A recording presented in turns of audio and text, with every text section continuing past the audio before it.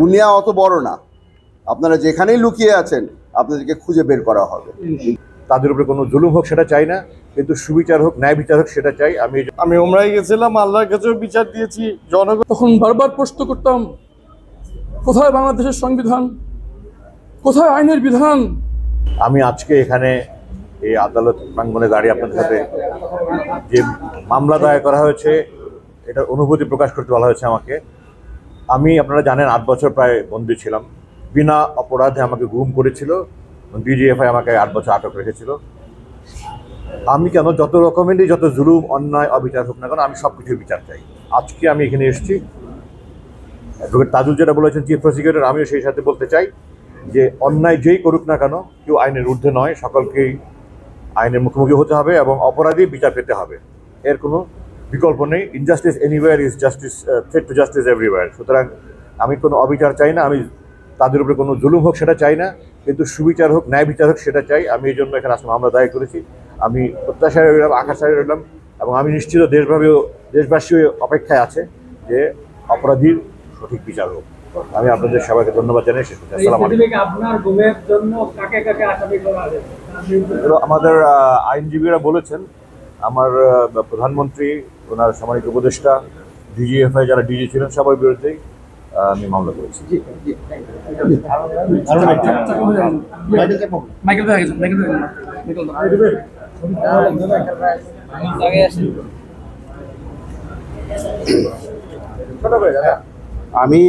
আমি যে অভিযোগ দিয়েছিলাম তা আজকে আনুষ্ঠানিকভাবে তার বিচার প্রক্রিয়া শুরু হলো। যে যারা আমাকে আইন বহির্ভূতভাবে যে প্রায় 5.5 বছর গুম করে রেখেছিল তুলে নিয়ে, তাদের বিরুদ্ধে সুনির্দিষ্টভাবে মামলা আমি দিয়েছি।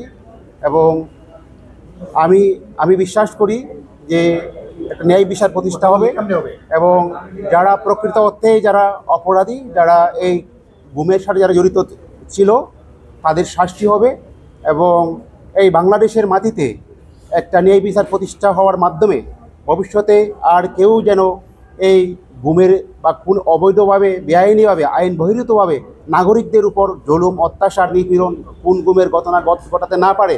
বিশেষ করে যারা ক্ষমতার কেন্দ্রবিন্দুতে থাকে, সে তার দৃষ্টান্ত প্রতিষ্ঠা হবে এবং এই বাংলাদেশের মাটিতে একটা ন্যায় বিচারের মাধ্যমে আমরা একটা সুন্দর একটা বাংলাদেশ আমরা প্রতিষ্ঠা করতে পারবো, সেই বিশ্বাস আমি রাখি। এবং এই ন্যায় বিচার প্রতিষ্ঠা হোক এবং আমাদের দেশ থেকে গুম নামক যে একটা মানবতা বিরোধী অপরাধ তা চিরতরে আমরা এখান থেকে বিলুপ্ত হোক, সেই আশাবাদ আমি ব্যক্ত করি।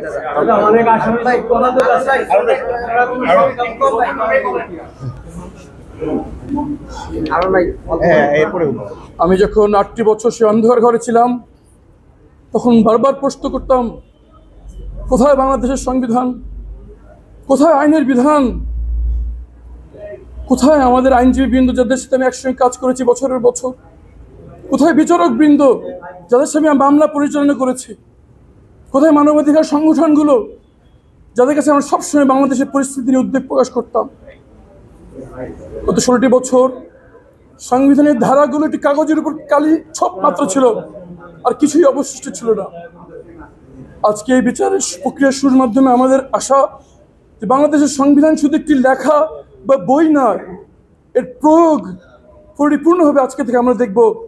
এবং ইনশাআল্লাহ এই বাংলার মাটিতে আমাদের সাথে যে জুলুম করা হয়েছে আর কোনোদিন কোনো নাগরিককে যেন এই জুলুমের শিকার করতে না হয়, সেই নিশ্চিতকরণ আমরা দেখবো ইনশাআল্লাহ। এবং আমরা সবাই একসঙ্গে কাজ করবো এই বিষয়ে। ধন্যবাদ সবাইকে। আসসালামু আলাইকুম।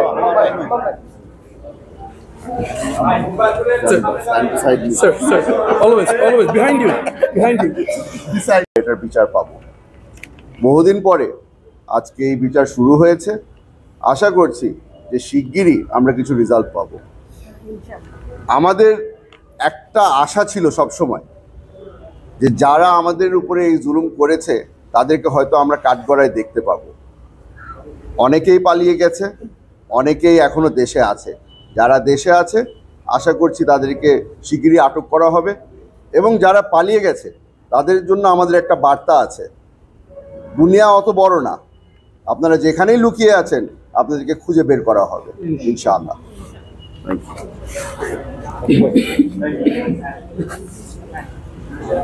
ইউ। বিসমিল্লাহির রহমানির রহিম।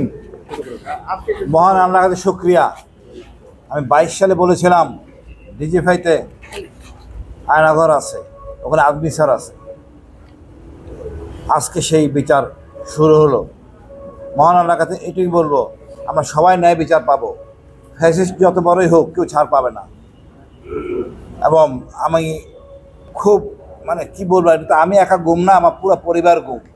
আজ বিচার একা গুম না, পুরো পরিবার গুম। এটা কি কষ্ট বোঝানো যাবে না। আমি মনে করি আদালতে উচিত হবে এদেরকে আয়না ঘরে রেখে এদের বিচার করা হোক, কষ্টে এদের বিচার করা হোক।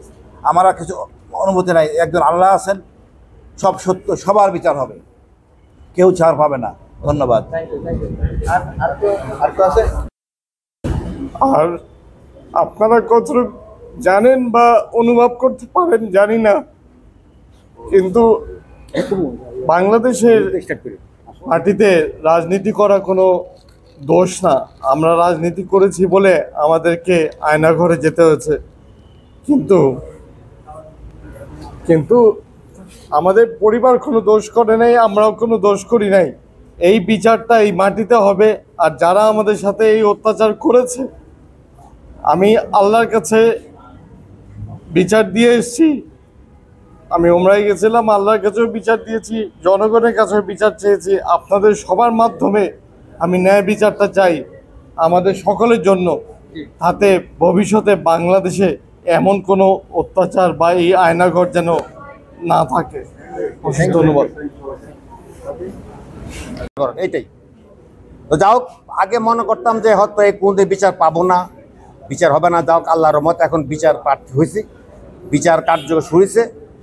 যাদের বিরুদ্ধে অ্যানাউন্সমেন্ট করা হয় আর গ্রেফতার মধ্যে হচ্ছে, নিশ্চয়ই গ্রেফতার হবে। একটা উদ্দেশ্য যে আমরা বিচার চাচ্ছি, বিচার পাবো।